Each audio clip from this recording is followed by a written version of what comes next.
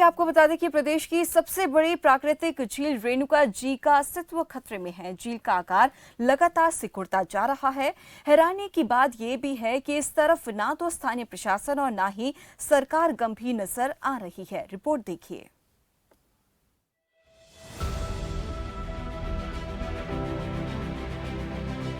अपनी बेबसी पर आंसू बहाती इस झील को देखिए। कभी ये झील लोगों के आकर्षण का केंद्र हुआ करती थी, मगर आज झील की खूबसूरती गाद में बदलती जा रही है। दरअसल पिछले कुछ सालों से रेणुका जी झील में गाद की मात्रा लगातार बढ़ रही है, जिससे झील का आकार कम होता जा रहा है। स्थानीय लोगों का कहना है कि झील की बिगड़ती हालत की सुध लेने वाला कोई नहीं है। स्थानीय प्रशासन भी मौन है और प्रदेश सरकार कुछ करती नजर नहीं आ रही। इधर लोगों का भी यही कहना है कि झील की अनदेखी के चलते उनकी धार्मिक आस्था के साथ भी खिलवाड़ हो रहा है।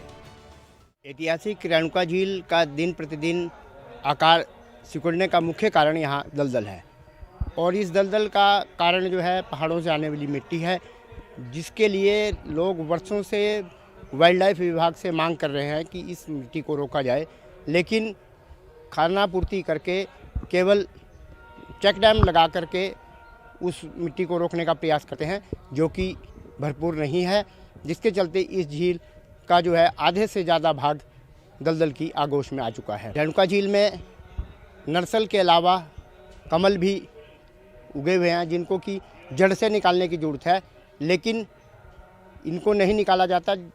कमल से जो है इस झील में दलदल बहुत पनप रही है। देखिए, राष्ट्रीय स्तर पर अपनी पहचान बना चुकी ऐतिहासिक रेणुका झील का जो आकार है निरंतर घटता व सिकुड़ता जा रहा है, जो कि हमारा जिला ही नहीं अपितु पूरे प्रदेश के लिए एक घोर चिंता का विषय है। कुछ आसपास के ग्रामीण क्षेत्रों से नदी नाले बरसात के दिनों में अपने साथ गाद व मिट्टी गारा बहाकर इस झील में समेट रहे हैं, जिसके चलते इस झील की दशा जो है दिन प्रतिदिन बिगड़ रही है। लेकिन राष्ट्रीय स्तर पर महत्व रखने वाली और वेटलैंड में शामिल इस झील की ओर केंद्र सरकार प्रदेश सरकार का कोई इतना ध्यान नहीं है। रेणुका विकास बोर्ड अपने स्तर पर रेणुका मेले के दौरान ही इस झील का रखरखाव करता है। उसके बाद यह मान लीजिए कि 11 माह तक इस झील में किसी भी तरह की कोई गतिविधि या किसी भी तरह के कोई विकास की कोई संभावना नहीं रहती। हम सारे प्रदेशवासियों का यह एक आस्था का केंद्र है। झील में जो गाद है उसको रोका जाना चाहिए। जो झील के अंदर जीव जंतु मछलियाँ कछुए आदि पनप रहे हैं, उन्हें अच्छा माहौल मिलना चाहिए, जिससे कि उनकी जीवन को किसी भी तरह का कोई खतरा ना हो। वहीं इस बारे में इतिहासकार कंवर अजय बहादुर सिंह ने बताया कि झील का आकार कम होना चिंता का विषय है और इसकी मुख्य वजह इसमें लगातार बढ़ रही गाद है। उन्होंने बताया कि झील में कमल के फूल के बीज डाले गए, जिससे उसका गलत असर पड़ा है। हालांकि इस कमल के फूल को निकालने के कई प्रयास भी किए गए, मगर सफलता नहीं मिल पाई। उन्होंने माना कि निश्चित तौर पर आस्था की प्रतीक रेणुका जी झील का अस्तित्व खतरे में है और इस बारे में बड़े कदम उठाने की आवश्यकता है।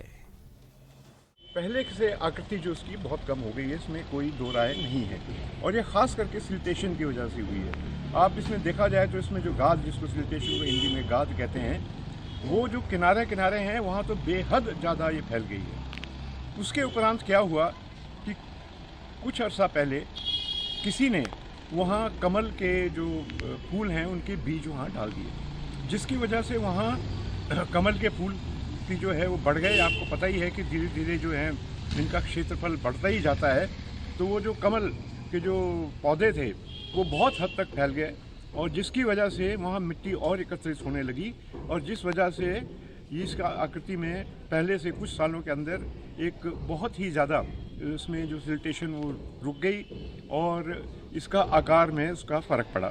इसके साथ ही उसको निकाला भी गया कई बार, पर वो तो एक बार जो बीज पड़ गया वो अभी तक नष्ट नहीं हो रहा है, और वो चारों तरफ उसमें फैलने का मुझे आशंका है। केंद्र की मोदी सरकार नदी, तालाबों और झीलों की सफाई को लेकर लगातार कार्य कर रही है, मगर रेणुका जी झील की हालत दयनीय है। अगर वक्त रहते इस तरफ ध्यान नहीं दिया गया तो वो दिन दूर नहीं जब प्रदेश की सबसे बड़ी झील होने का तमगा हासिल करने वाली झील अपना अस्तित्व ही खो देगी। ब्यूरो रिपोर्ट, खबर फास्ट।